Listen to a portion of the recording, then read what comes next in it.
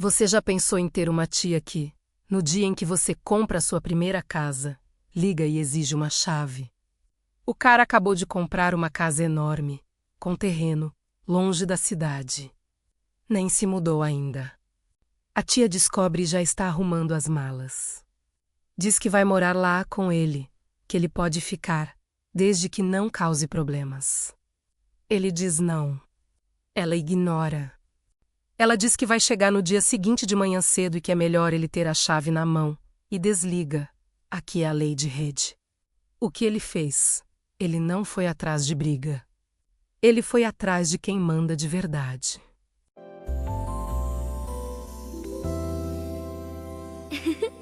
Minha tia narcisista tentou que eu assinasse com 9 anos um documento para dar a ela minha herança e depois exigiu morar na minha casa. Mas eu a ensinei uma lição e o próprio narcisismo dela fez o resto. O inglês é meu primeiro idioma. Minhas habilidades com gramática não são boas, então esperem erros de pontuação e gramática. Estou no celular e não confio no corretor automático. Se quiserem zombar de mim, façam com manjericão e tomilho se for preciso. Tudo isso aconteceu há 5 anos, então algumas partes talvez não sejam palavra por palavra, mas farei meu melhor esforço para contar esta história que acho que vai lhes agradar. Naquele momento eu tinha acabado de comprar minha primeira casa, mas não contei a ninguém, nem estava saindo com ninguém naquela época. Era uma casa geminada enorme de 3 quartos, bem longe da cidade mais próxima, e vinha com 4 hectares de terreno. De alguma forma, correu o boato de que eu tinha acabado de comprar uma casa. Eu nem tinha me mudado ainda. Não demorou muito para que minha tia narcisista ficasse sabendo e, ao aparecer, fizesse planos para se mudar e morar lá, apesar de eu nem ter me mudado ainda. Ela não demorou a me ligar, nem um olá primeiro. A primeira coisa que saiu da boca dela nessa ligação foi: garanta que tenha uma chave para mim quando eu chegar e me mudar. Eu respondi: com licença, mudar? Você está louca? Sim, vou morar aí, e vou deixar você morar aí também, desde que não cause problemas nem faça escândalo. Eu disse que não, que ela não ia se mudar para minha casa e que a tiraria se tentasse. Estou arrumando minhas coisas agora, disse ela como se minha palavra não valesse nada. E estarei aí amanhã de manhã cedo. E é melhor você ter minha chave na mão. Depois desligou. Como resultado, liguei para a polícia, que me colocou em contato com a delegacia local. Expliquei o que estava acontecendo, e me disseram que colocariam uma viatura para verificar a propriedade de vez em quando, e que tirariam qualquer pessoa que não devesse estar lá, e que prenderiam quem se recusasse a sair. Aconteceu que minha tia narcisista tentou ir à propriedade naquela mesma noite para deixar algumas de suas coisas, mas a viatura a pegou e disse a ela para ir embora. Quando ela disse que era sua casa, disseram que não era, e que o dono não queria ninguém em sua propriedade. Tiveram que ameaçá-la de prender se ela se recusasse a sair. Ela me ligou cerca de 1 hora depois, perto das 11 da noite, e começou a gritar por causa do delegado tê-la expulsado. Eu simplesmente desliguei na cara dela e desliguei o telefone à noite. Levantei por volta das 4 da manhã, liguei o telefone e encontrei minha caixa postal cheia de mensagens repetidas dela, sobre como eu ousava não atender e deixar que a expulsassem da casa dela. Sim, ela realmente disse casa dela. Mais tarde naquela manhã, liguei novamente para o delegado e pedi que houvesse um policial na casa caso ela voltasse. E combinei um horário para minha chegada. Quando cheguei, um policial me esperava na casa. Não se passaram nem 30 minutos até que minha tia narcisista chegasse com o carro cheio de suas coisas e caminhasse diretamente para mim exigindo sua chave. Eu respondi: você não vai ter chave nenhuma e não vai morar aqui, não importa o que você ache. Aí ela explodiu e começou a gritar que era sua casa e que ia morar ali, quisesse eu ou não. Eu apenas sorri, fechei a porta na cara dela e a tranquei na frente dela. Claro, ela tentou arrancar as chaves de mim, mas eu simplesmente as guardei no bolso e disse: diga isso ao policial que está atrás de você. Ela gritou: mentira, você não vai me deixar fora da minha casa. Olhei por cima para o policial e disse: viu? O que eu te disse?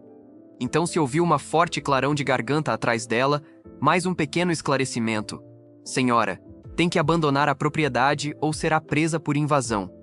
Ela se virou com uma cara de amargura, pronta para soltar outro chilique contra quem estivesse atrás, e em vez disso soltou um som abafado e ficou com o rosto branco como um lençol. Senhora, Este homem não quer você na propriedade dele. A partir deste momento, você é considerada invasora. Será presa se recusar a sair e não parar de assediar este cavalheiro. Antes de você ir, tia, ela odeia quando a chamo assim. Que você queira algo não significa que você vai conseguir, como minha casa nova. Se eu voltar a ver você na minha propriedade sem minha permissão, farei com que te prendam e que rebolem seu carro às suas custas. Se olhares matassem, eu já estaria morto várias vezes pelos olhares fulminantes que ela estava me lançando. Melhor ainda, você não vai poder vir aqui outra vez, e não me importa se você ficar sem teto ou o quão desesperada você esteja por um lugar para morar. Agora vá antes que te prendam e você tenha que pagar para recuperar seu carro depois que o rebolem. Ela foi embora, depois de usar o dedo do meio no caminho até o carro, o que provocou uma repreensão severa do policial. Até hoje, ela anda por aí contando para quem quiser ouvir que eu roubei, entre aspas, sua casa nova e que um dia ela vai recuperar sua casa. Isso vai ser um problema para ela. Desde então, melhorei a propriedade e a vendi com um bom lucro para um casal muito agradável, mas que não se deixa pisar por ninguém, e comprei outra propriedade com mais terreno, cerca de 10 hectares a mais. Ninguém vai dizer a ela que eu me mudei.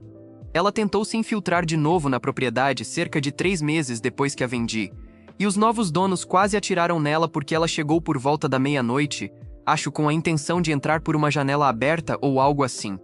Dessa vez ela ficou cerca de 30 dias na cadeia, 100 horas de serviço comunitário e 3 anos de liberdade condicional, além de multas e custas judiciais por invadir propriedade privada e tentar entrar em uma residência particular sem permissão. Não me lembro qual era exatamente a acusação. O nível de narcisismo dela não tinha limites, e ter uma arma apontada para ela foi uma lição dura, mas no final necessária, depois que tentei fazê-la entender que comigo ela não ia se safar. Pelo que me contaram, ela se acalmou um pouco, mas continua agindo com narcisismo e está tentando ativamente descobrir onde moro. Atualizarei se acontecer algo mais com ela. Edição: isso pode ser usado em um vídeo se for considerado divertido, desde que se mantenha a vagueza deliberada. Atualiza-sei, ou 1. Como foi perguntado, publico uma atualização da minha história para dar um pouco de contexto de por que minha tia é tão narcisista. Pelo que me lembro, ela tem uma atitude de "eu mereço" desde que eu era criança, sempre exigindo e se recusando a aceitar um não como resposta. O marido a deixou e se divorciou dela 3 anos depois de casar por causa de sua atitude, e ela se recusou a aceitar que a casa onde moravam não era propriedade conjunta. Ele era dono da casa desde antes do casamento, e tiveram que tirá-la fisicamente da casa com a polícia por causa de sua atitude. Quando meu pai morreu e me deixou uma herança considerável, eu era filho único. Ela tentou meter suas mãos gananciosas dizendo que era sua por direito, e até tentou me processar, uma criança de 9 anos, para ficar com ela. Ela ficou absolutamente louca quando isso falhou e acabou cumprindo 2 semanas na cadeia por desacato ao tribunal. Ela tentou processar uma criança de 9 anos. 9. Falsificou a assinatura. Foi presa. Perdeu qualquer direito à herança. E mesmo assim, anos depois, apareceu na casa dele com um advogado para exigir que ele assinasse os papéis. O nível de cara de pau é tão grande que caberia a casa inteira dentro. Mas o pior não foi nem isso. Foi ele ter que lidar com isso sozinho, sem o pai e com a mãe doente. Depois tentou falsificar minha assinatura em vários documentos para conseguir minha herança, falhou porque estava em fideicomisso com um advogado naquele momento e, devido à tentativa, ela perdeu qualquer reivindicação e foi removida de receber herança pelos termos do testamento. Ainda não entendo como ela conseguiu tentar isso sem enfrentar acusações por tentativa de fraude. A partir daí só piorou. Quando completei 18, ela apareceu com papéis e exigiu que eu os assinasse. Ela trouxe com ela um advogado desprezível, que tentou me dizer que me processariam e prenderiam a herança durante anos, até que eu assinasse e lhes desse o dinheiro. Eles não contavam que eu levava anos lidando com um advogado do fideicomisso, que me via como se fosse seu próprio filho, e que me disse para não assinar nada se alguém tentasse algo com minha herança. Ela acabou tendo que pagar seu advogado do próprio bolso e ficou endividada. Desde então, ela tem tentado intimidar a família para conseguir o que quer, e ameaça processar sempre que dizem não a ela, mesmo quando não tem base para isso. Foi assim que ela conseguiu a casa em que mora agora, ameaçando um familiar com um processo se ele não lhe desse o dinheiro que ela queria. Um familiar com quem compartilhei minha herança comprou para minha tia narcisista uma casinha só para calá-la, depois a bloqueou de tudo e cortou o contato. Ele também conseguiu uma ordem de restrição por estar sendo assediado e ameaçado constantemente por minha tia. Aparentemente ela pensou que poderia tomar minha casa e que ninguém a impediria. Pois não. Durante tudo isso, ela foi banida permanentemente de várias lojas locais, incluindo o Walmart da cidade e outros, e também de vários restaurantes. Ela se recusa terminantemente a pedir desculpas quando erra e jamais, nunca, admite que esteve errada. Não queria esquecer, mas ela é uma fofoqueira profissional. Mas não como as pessoas daqui, é daquelas fofoqueiras más. Mesmo depois que vendi a casa que ela tentou tomar à força, ela continuou tentando consegui-la, quase conseguiu que atirassem nela no processo e agora tem antecedentes criminais por isso. Até hoje ela anda dizendo que eu sou horrível por roubar sua casa. E se recusa a admitir que aquela casa não era e não é sua. Ela sempre teve a atitude de que o mundo gira ao redor dela e que todos devem se submeter aos seus desejos. Ela é uma espécie de Scrooge, mas ainda mais fria e avarenta. A mãe dela era igualmente má, então entendo por que ela desenvolveu uma visão de vida tão podre. Ela não tem absolutamente nenhuma compaixão pelos menos afortunados e até diz que deveriam morrer rápido, que assim reduziria o excesso de população de gente inútil. Infelizmente, ela não percebe o quão irônico isso soa. E ouso dizer, ela idolatra figuras como Scrooge, de Um Conto de Natal, e já foi ouvida dizendo coisas como é uma pena que Hitler perdeu a guerra. No geral, é uma mulher muito má e narcisista, que odeia qualquer um que não compartilhe seu ponto de vista e que não se curve aos seus caprichos. Espero que isso esclareça o tipo de narcisismo com o qual estou lidando. Edição 1. Em relação à sua aparente obsessão por mim, acho que vem do meu erro de ter permitido que ela me pedisse dinheiro emprestado depois dos 17. Ela nunca me devolveu nem um centavo e até hoje diz que eu lhe devo dinheiro. Também quero agradecer a todos que me deram prêmios e curtiram estas histórias. Isso foi lido mais do que eu esperava. E agradeço seus comentários também, gostando ou não, tanto sobre a história quanto sobre a atualização. Edição 2. Tentei várias vezes que a declarassem incompetente e um perigo claro para si mesma e para os outros ao seu redor, mas de alguma forma parece que ela sempre consegue se esquivar e se safar.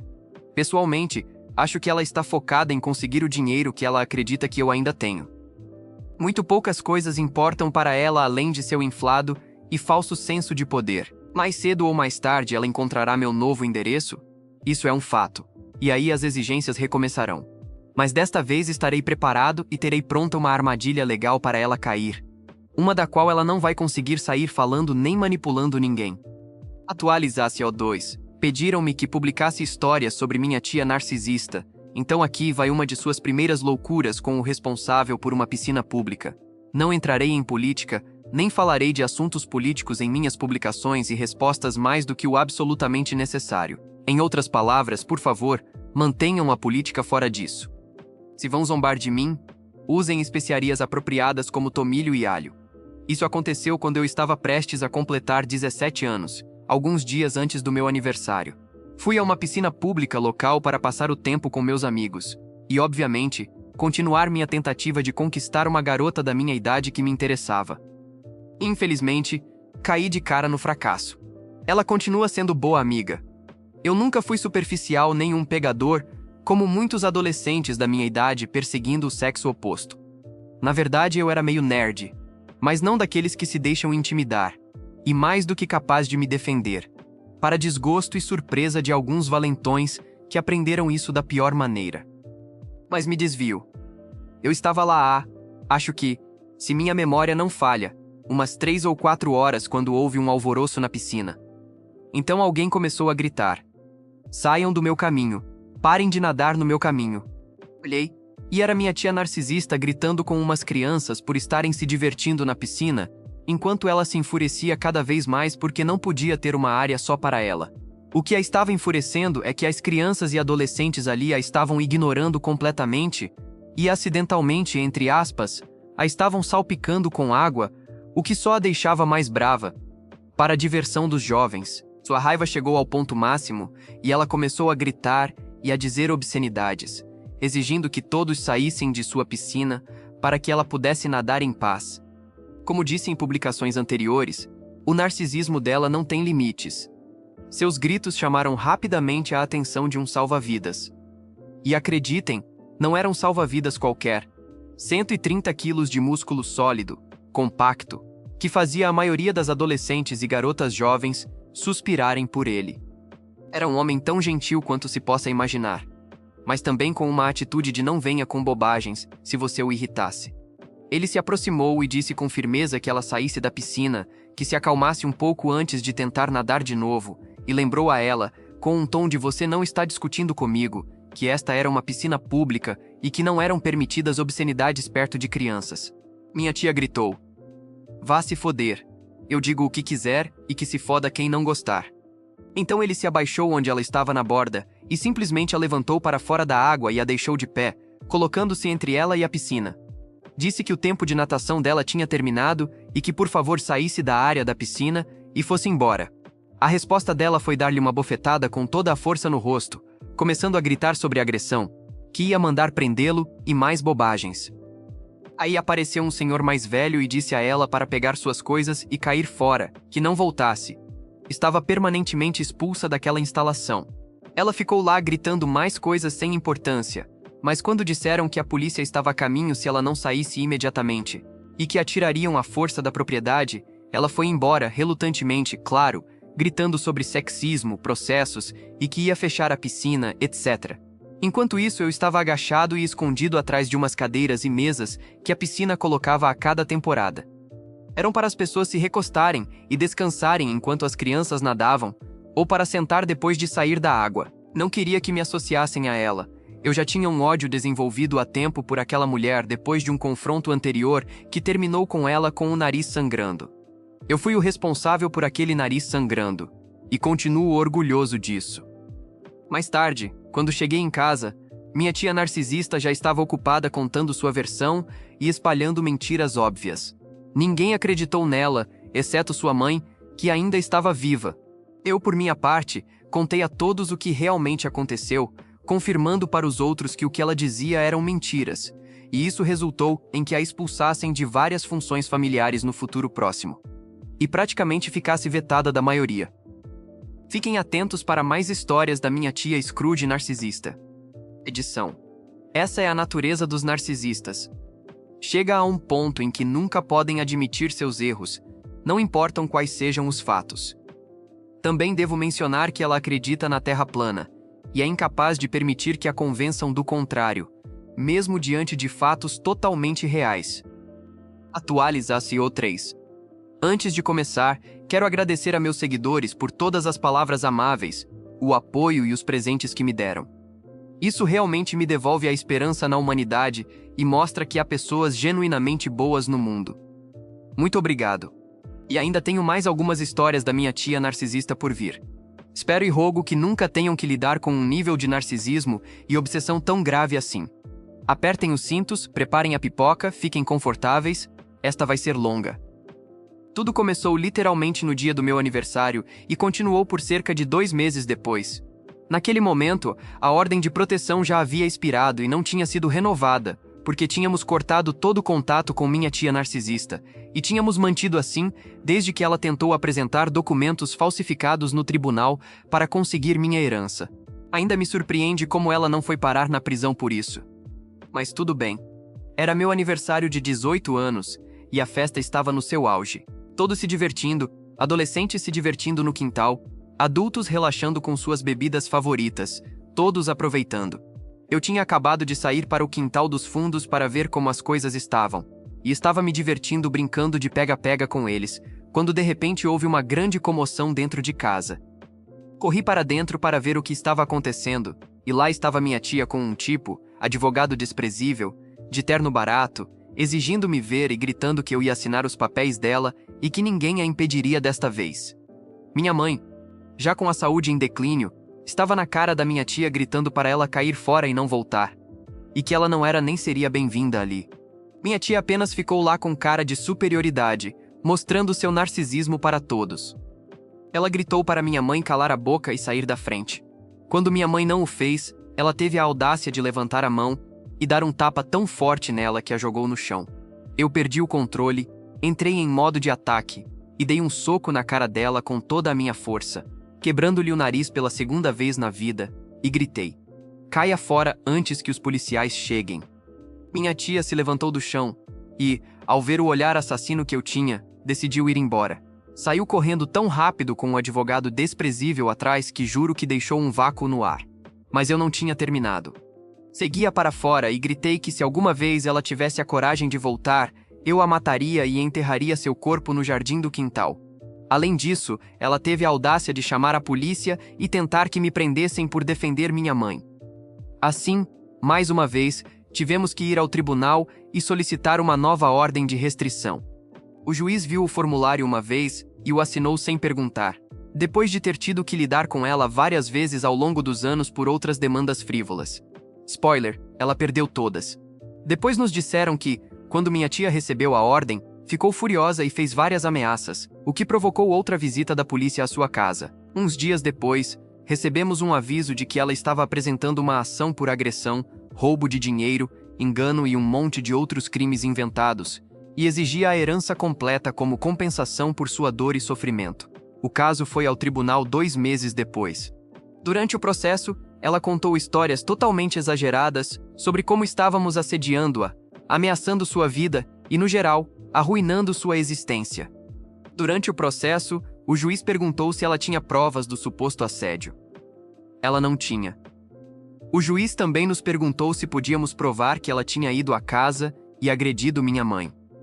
Se podíamos, tínhamos várias testemunhas, incluindo um policial aposentado que era amigo da família há anos, e mostramos vídeo dela entrando no caminho, saindo do carro e literalmente avançando furiosa em direção à porta da frente. Minha mãe tinha instalado câmeras de segurança há tempo por causa de coisas que desapareciam misteriosamente se deixadas do lado de fora. Não eram baratas naquela época e eram consideradas um luxo. Eram câmeras grandes e chamativas. Era impossível não vê-las se você olhasse. Ela também usou a carta de "ele me ameaçou de morte", apontando para mim e tentando se fazer de vítima, mas fracassou miseravelmente. O juiz me perguntou se isso era verdade. Eu disse que sim, mas que disse aquilo num acesso de raiva porque ela tinha machucado minha mãe e eu estava cego pela raiva. Me aplicaram uma multa de $10 e 5 horas de serviço comunitário. Nada de outro mundo. Terminei isso numa tarde e até fiz alguns amigos. O juiz rejeitou o caso dela e disse que se voltasse a vê-la em sua sala com algo tão frívolo, garantiria que a próxima multada fosse ela, com não menos de 100 horas de serviço comunitário para lhe ensinar um pouco de humildade. Também determinou que, por mais que ela acreditasse, os termos da herança estavam claramente escritos, que ela havia perdido qualquer reivindicação desde a primeira vez que tentou processar uma criança de 9 anos por isso, e que o tribunal não lhe mostraria nenhuma misericórdia na próxima vez. Uns minutos depois de a sessão ser levantada, estávamos no saguão prontos para ir embora, quando ela e o advogado desprezível se aproximaram e disseram que isso estava longe de terminar, que se não pudessem conseguir a herança que correspondia à minha tia, ele manteria a herança presa em procedimentos e assuntos legais, até que não restasse nada para herdar. Lembraram-lhe da nova ordem de restrição e minha mãe chamou um dos policiais que estava ali por outro assunto. Minha tia e seu advogado desprezível saíram apressados. Fiel à sua palavra, uns dias depois recebemos aviso de uma nova ação e que eles haviam solicitado uma mudança de jurisdição, alegando que temiam não receber uma audiência justa localmente por causa da mentalidade de cidade pequena, que, segundo eles, dominava a área. O pedido de mudança de jurisdição foi negado por falta de provas suficientes.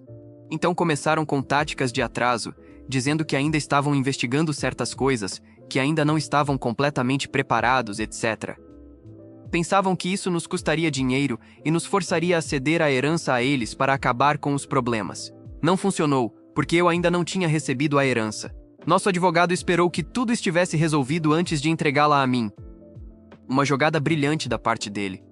Minha mãe, infelizmente, faleceu durante esse tempo enquanto dormia.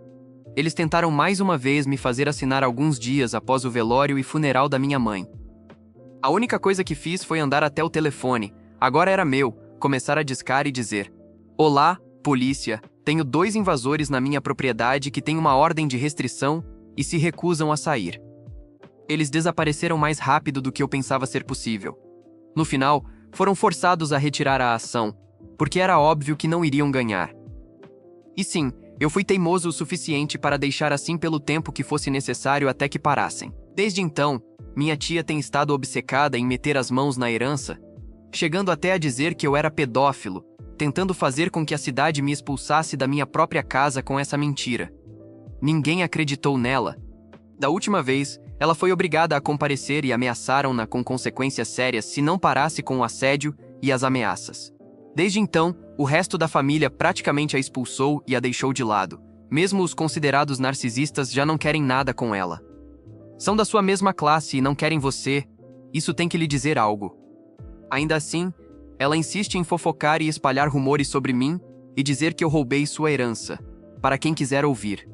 Ninguém acredita nela, e ainda assim ela continua tentando. Seu narcisismo e sua obsessão cresceram tanto que ela ainda acredita que vai conseguir seu dinheiro algum dia, e que eu vou pagar por fazê-la sofrer tanto. Pode tentar o quanto quiser, mas nunca vai ter sucesso. No final, morrerá amargurada e sozinha e acabará enterrada numa vala comum, lembrada apenas por seu narcisismo e obsessão sem limites. Edição. Ela é irmã do meu pai. Por isso ela via a herança como seu dinheiro e estava convencida de que iria consegui-lo, até que leu o testamento. Vocês deveriam ter sido uma mosca na parede naquele dia, não teve desperdício. Ela ficou absolutamente louca com o testamento, gritava que era falso e tentava com todas as forças pôr as mãos nele, enquanto não parava de vociferar que era uma falsificação e que aquele dinheiro era dela. Tiveram que arrastá-la literalmente para fora da leitura do testamento porque ela não parava de gritar e fazer escândalo. Acho que foi naquele dia que nasceu sua obsessão por conseguir o testamento. Ela já era muito narcisista e incapaz de admitir que estava errada, mas a partir daí basicamente se tornou rancorosa e vingativa com qualquer um que ela sequer pensasse que era uma ameaça ou que se interpunha entre ela e seu dinheiro. Essa é a natureza do narcisismo dela. Na mente dela, ela nunca pode estar errada, e realmente acredita que já é dona de tudo o que deseja. No meu caso, como o dinheiro era do irmão dela, então para ela era dela. Ela não pode permitir que eu tenha o que ela acredita que lhe pertence. Daí sua obsessão em pôr as mãos nisso. Some a isso a ganância. Posso garantir que o karma vai saltar em cima dela e vai arrancar um bom pedaço do traseiro dela na próxima vez que tentar algo. Deixei preparadas várias armadilhas legais para ela cair sozinha, incluindo senhas secretas em minhas contas que só podem ser obtidas de mim. E meus administradores de conta estão perfeitamente cientes delas. Sem senhas, chama-se a polícia. Ponto final. Atualiza CO 4. Recentemente soube que já não tenho que me preocupar com minha tia narcisista. Como ela jamais, nunca admitiria que estava errada, e além disso acabou sendo uma antivacina e antimáscara empedernida, acabou se contaminando e faleceu por complicações da pandemia. O karma a alcançou e deu um chute duro no traseiro dela. Ninguém compareceu ao funeral dela, nem uma única pessoa da família, nem mesmo os próprios filhos dela. Eu tinha dito à minha tia que ela morreria amargurada e sozinha se continuasse com essa atitude com as pessoas. Acontece que o que eu disse foi profético, por assim dizer. Como eu disse, efetivamente ela morreu amargurada e sozinha. Ainda com tudo o que ela fez, eu nunca lhe desejei doença nem dano. Simplesmente, nunca pude confiar nela nem por um segundo. Um exemplo do quão má e amargurada ela era com os outros. Quando eu tinha 12 anos, ela conseguiu convencer minha mãe a deixá-la cuidar de mim. Antes disso, minha mãe me disse que eu nunca assinasse nenhum papel que minha tia tentasse me fazer assinar, sem que ela estivesse presente para ler primeiro. Ela tentou me fazer assinar uns papéis. Recusei-me por causa do que minha mãe me disse. Ela ficou brava, entrou no modo Karen comigo, me aterrorizou e me trancou no armário de vassouras dela, ameaçando me deixar lá até que eu assinasse aqueles papéis. Eu continuei recusando. Ela me deixou lá até que minha mãe chegou para me buscar. Uns dias depois desse incidente e da bronca que minha mãe lhe deu, ela tentou apresentar papéis ao banco que tinha o dinheiro do meu pai, e afirmou que eu os tinha assinado. Os papéis foram rejeitados por serem uma assinatura obviamente falsificada. Até hoje continuo sem entender como ela conseguiu se safar dessa, mas de alguma forma conseguiu. E essa é apenas uma das muitas coisas que ela tentou na vida. Outra que ela fez foi tentar reclamar meus presentes de aniversário para poder devolvê-los e ficar com o dinheiro. Naquele momento meu pai estava vivo e a interceptou quando ela tentava tirar meus presentes. Ele a expulsou à força de casa, e ela teve a audácia de chamar a polícia dizendo que meu pai tinha roubado seus presentes. No final, aplicaram-lhe uma multa pesada por desperdiçar recursos policiais e uma ordem de cessar e desistir. Nem isso deteve suas loucuras. Publicarei mais histórias de suas loucuras no futuro, mas esta será a última atualização sobre minha tia narcisista, já que ela não está mais aqui. Edição. Ela já estava com a saúde em declínio há algum tempo, mas sempre foi teimosa demais para admitir ou lidar com isso como se deve. Na prática, cavou a própria cova por causa de sua atitude narcisista. Sua mãe era tão narcisista quanto qualquer uma que você já leu, e sua mãe era tão narcisista quanto qualquer uma que você já leu, e tinha uma visão da vida quase idêntica. Tanto que empurrou o marido ao divórcio e nunca, jamais parou de assediá-lo por dinheiro e de exigir coisas dele. Suponho que o narcisismo cria narcisismo. A mãe da minha tia tentou repetidamente que expulsassem seu ex da própria casa dele, para poder reclamá-la como sua. Nunca quis aceitar que, como ele era dono da casa e da propriedade desde antes de casar, isso não entrava em nenhuma lei de bens ganhais e estava, de fato, protegido contra esse tipo de reivindicação que ela uma e outra vez tentou impor. Cada fracasso parecia apenas piorá-la e torná-la mais narcisista. Ela, assim como sua filha, morreu sozinha e amargurada, e era universalmente odiada por praticamente toda a comunidade. Antes que perguntem nos comentários do YouTube, não houve mais publicações sobre a tia. No fim, a tia morreu sozinha, amargurada, sem um parente no funeral, nem os filhos foram. O karma não precisou levantar um dedo. Ela mesma cavou a própria cova mentira por mentira, processo por processo. E ele seguiu a vida, vendeu a casa com lucro, comprou uma maior e nunca mais olhou para trás.